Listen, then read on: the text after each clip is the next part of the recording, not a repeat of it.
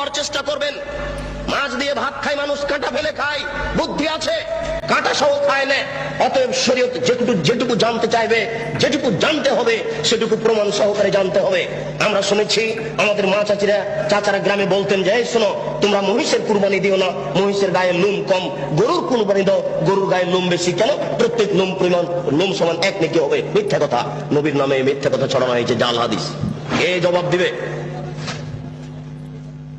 কিয়ামতের মাঠে নেকির পাল্লাই এই কুরবানির গরু, নারী, ভুঁড়ি সবকিছু ওই নেকির পাল্লাই চাপিয়ে দেওয়া হবে।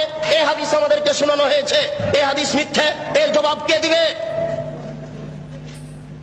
গরু দিয়ে, উট দিয়ে আকিকা চলে না, এই হাদিস মিথ্যে, এটা জাল হাদিস, রাসূলের উপরে এটা বানিয়ে ছড়ানো হয়েছে।